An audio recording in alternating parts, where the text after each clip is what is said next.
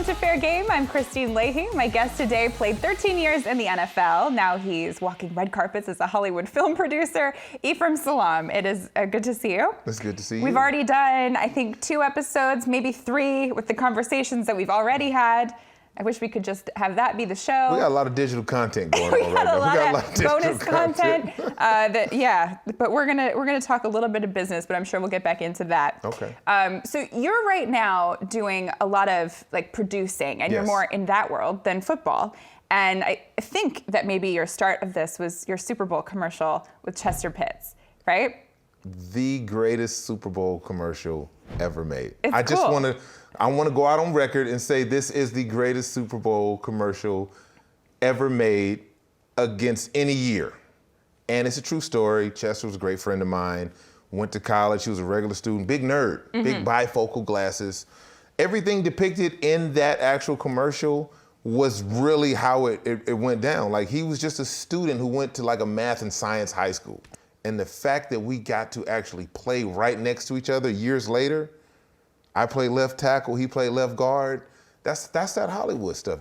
Were you thinking, because a lot of guys, when they are done playing whatever their sport is, football, they're lost. They have no idea what they should do. Were you thinking a lot while you were playing about what your life after football would look like? Well, yeah, when you're a 7th round draft pick, You probably already thought the about life it. after football can come a lot sooner than you expect. I didn't even think about that. Right? Yeah. Like, so for me, no matter, I started from the beginning, from Yeah. my rookie year. And I just thought every year, no matter what my position was on the team, it could be my last year because as a 7th round draft pick, you're expendable. Like, you're expendable.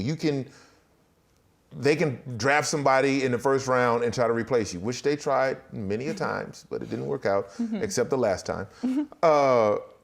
So for me, it was like, okay, what do I want to do?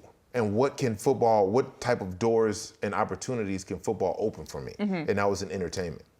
And when you say expendable, it also means you have to move, right? At the drop of a hat. And leave your family, potentially, everything. Like, you didn't even buy a house, right? While you were playing? I never bought a house in a place I played except for Houston. Okay. Number one, the property value out there is amazing. So if you are in that area, Go buy in Texas. Go ahead and cop something. You'll like it. The taxes aren't bad either.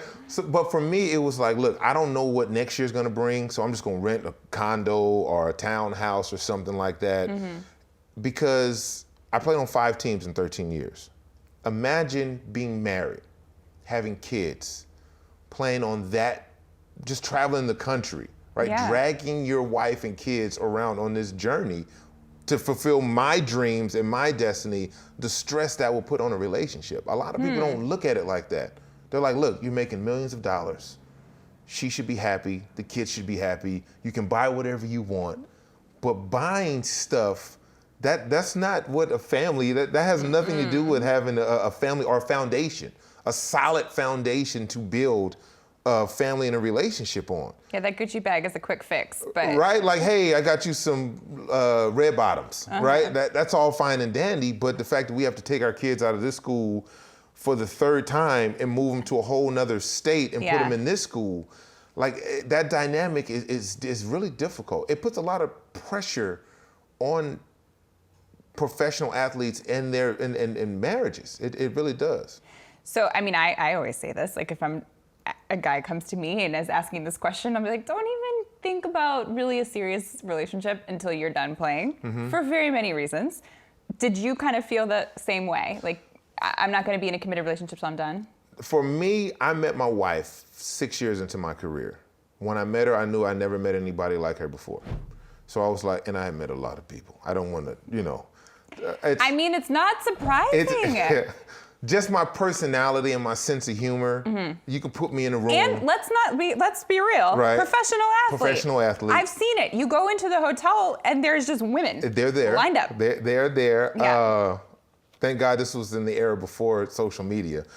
But when I met my wife, I knew. I said, there's something different about her and I wanted to explore it. And I thank God every day that he gave me the maturity to explore it. Because because I was in the mindset of, and I told her that she's gonna be mad, but I told her, I was like, when I first met you, I was like, okay, this could be my LA chick. And she was like, what? I was like, yeah. Wait, how long after you were together did you tell her that? We had been engaged. You were engaged. We Okay, were engaged, good. Yeah, right? not smart to say that too soon. Okay. But I was like, that was my mindset at the time when I was 27 years old. It's my LA chick. Right? So I met her in LA. I was living in Northern California at the time. I was playing for the Denver Broncos. So I was like, when I come into town in the off season, boom, she can be one of my LA girls. Not even the LA chick, wait a second. Chicks. But that was the mentality of a young athlete. Yeah, no, I know. With no responsibilities. I'm not surprised, yeah. But when I met her, I said, she's different. In 1 year, we got engaged, and in 3 years of us knowing each other, we got married. Okay. I was ready. Okay. Now, what made you decide that she wasn't going to be just LA chick? Because the conversation we had the night I met her was different than any other conversation ever. So the night that you met her, you knew she wasn't going to be LA chick? When I first started talking to her, I was like, okay, she's beautiful, gorgeous. She's like promoted LA chick. She was like, but as the night went on, I was like, it's something different. I left there, went back to Northern California, and told one of my closest friends, yo, I think I met wifey. Whoa. And he was like, what? No. And I was like, yeah, son. He was like, because we had just been wilding out the weekend before, and it was something there in her. So I'll tell people this. If you see something in someone that you don't recognize in any other person, then explore it. Be open to exploring it. If you wait till you're done playing to explore that, then you close off all of the things that you guys could experience together. Like my wife and I, we traveled. We didn't have kids until I retired from the NFL. So we were married 5 years before we even had kids. Now, I didn't want to drag children around. Yeah. Just me and her, we can pick up and go. But you had to be in a place where you were ready for that. I think there's some guys who just aren't ready, even if they meet the most amazing chick. When you ask somebody, why are you getting married? I used to do this to young players when they came into the locker room. Oh, I'm getting married this summer, and they've been in the league a year, 2 years. So why are you getting married? Some of the most common responses are, was my baby mama, was a big one. Or it's, she was with me before I got drafted. Or I just want someone who's there at home. When I go back, I can have that like home feel. They never said that. Oh, because I'm talking about young guys. Like that home. They want the consistency. Okay, I get that. Something consistent. But for them, none of those reasons are why you should get married. No. When they were asking me, why are you getting married? Yo, E, why are you getting married? That's like, because I wouldn't want to finish this journey without her. Yeah. Like I found someone I want to experience things with. And I'm madly in love with her. Yeah. Like, and I don't want to be all sappy, everybody watching this like, yeah, he lying. But the fact of the matter is, if you know me and you know my life, you know I'm telling the truth. And I was in a position to notice her value, which has held its value. Like her being and her personality and the type of wife she is and the type of mother she became I'd hit the jackpot, right?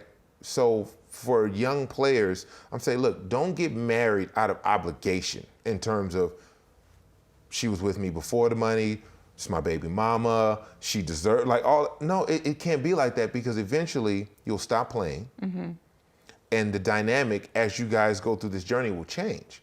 And if those are the things you're holding on to, that's not enough. Yeah. They told us a stat in the NFL. They had a group coming around trying to acclimate us to real life. The NFL did, and they had a stat. They said 85% of all NFL marriages end 3 years after a player retires. I believe it. I was like, what? So I have a 15% chance of meeting someone, getting married, and staying with them forever. And that was a daunting number for me. Nobody would ever get married. If that was the national average, it's 50% of divorce rate. It's a lot higher. But if it was 85%, people would be like, oh, I'm not doing that. Right? Well, I always say too, it's like the things that you're probably looking for, not you specifically, but athletes are looking for in a partner, and what that partner is maybe looking for in you is gonna change when you're not playing football anymore. Then half your money. Yeah, it's not even the same dynamic, right? Yeah. So if you haven't built a foundation with someone outside of your sport and outside, like I always told people, I said, look, I'm not a football player. I play football because the connotations that come with being a football player, a lot of them are negative, right? And that it's like it consumes my life. Like football didn't consume my life. I played it well. It was a job to me.